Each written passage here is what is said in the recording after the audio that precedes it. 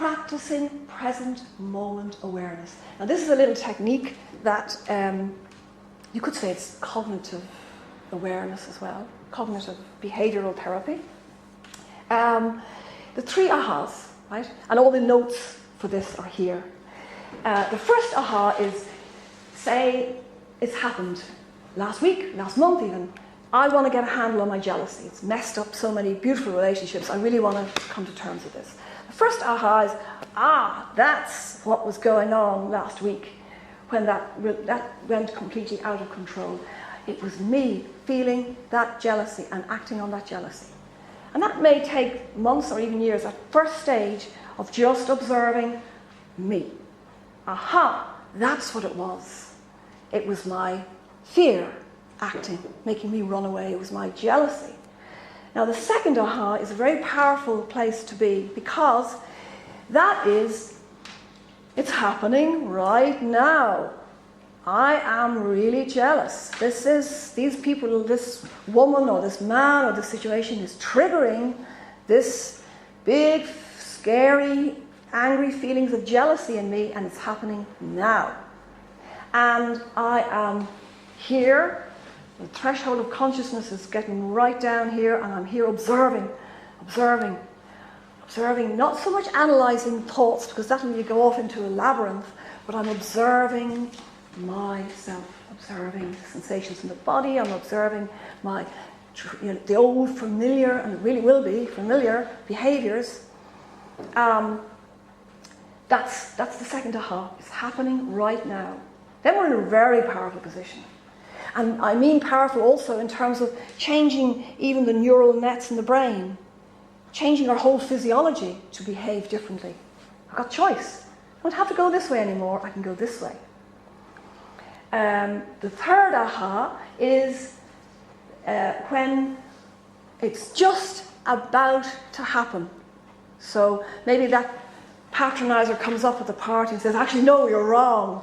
And you're able to just stand back and say, this is where I usually lose the plot. But I'm not going to do it this time. So that's the third aha. And I'll give you a little story briefly around that. You could say, and I'd love to know to whom I could attribute this. So if it's familiar to you, and you know, I think it might be the AA, but there's a story of a man that walks down a street. Huge hole in front of him, right? And he falls in. He's really angry. Bloody hell, why did they leave it? Stupid, right in my way. I fell in. Look at me. Who's going to come and get me out of here? Bastards, right? He's there for a long time. Finally, somebody comes and rescues him and gets him out, okay? Walks down the same street. Same hole is there. He sees it. He still falls in. Bloody hole. Shit, I'm here again. How did this happen? Only this time, he's thinking, yeah, but I did see it coming and I did fall in, and okay, how can I sort this? How can I get out of this? So he finds a way to get out of the hole, and he gets out much sooner. He's not waiting for someone else to come and dig him out.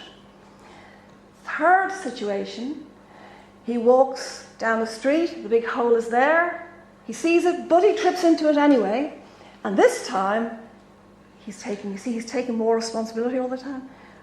This is really dumb. Hey, I saw the hole, it's there, I could have walked around it, I didn't, I'm in it, but he gets out very quickly. The last instance, he walks down the street, he sees the big monster hole there. This is equivalent to the third aha. He sees the big hole there, he walks around it, and then he walks down another street. And when I heard that, I thought, this is great. And this is what happens. We get to broaden out the horizon of our experiences. We get to explore other relationships in greater depth, life situations. We get to go down that other street. We don't keep repeating the same old boring tennis match. So that's the 3 ahas. And then I've kind of mentioned this already, and this again will answer your question. usually when we're in a state of chaos within, we will do anything. You know, the guy standing at the side of the road with the big sign, anywhere but here. Anywhere but here. Well, we're like that. Anywhere but here. I don't want to have to go in and just sit with, just be with what's going on within me. Because there's a whole ton of resistance there, stopping me from doing this. The resistance that's been there since whenever, since way back. The resistance that's in the form of addictions, in the form of distracting ourselves out, in the form of getting into a big drama with somebody else. So I don't want to go in there, and this is now the opposite. And again, I'll give you a little example. When I think it kind of brings it more alive. The last, one of the very remaining experiences of this insomnia for me, which brought up, oh my God, such fear, such resistance, such fear. And I was coming back from a course in Holland which had a very disruptive effect on my sleep. And I hadn't slept in 3 nights, which is like just a small insomnia for me. But it brought up all the old fears. All the old hobgoblins were there. And I was in Stansted Airport, and I suddenly thought, come on, Jeannie, walk your talk, do it, do it. And as I sat down, I thought, and I became aware of, I was resisting the awful sensations in the body of extreme fatigue. I was resisting them with every ounce of my strength. I don't want to be here. I don't want to have to experience this. And then I sat down and just said, okay, just open the doors, just allow the sensations to be there. Not going into the sensations deeply, but just be present with what is. And moment by moment, just stay conscious. And guess what? All the fear went away, and the big problem, the big mountain problem diminished. And I was able to sleep later on that night. So just sit with it is very simple little words. Because let's face it, if we're really scared about something and we run like crazy, or fear will always try and make us look for the nearest, easiest possible solution. And that is always just makes more of a mess. So how many of us, when we feel fear, just say, okay, I'm just going to sit here, I'm just going to observe this, I'm just going to be with it, just the sensations in the body, just stop pushing them away. Stop trying to push them away.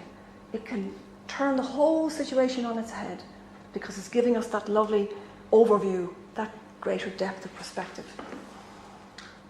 And yeah, I've said this already. Practicing acceptance will always bring a mountain into a molehill. So you begin to say, it's no big deal. Hey, I've been here before, I've dealt with it before.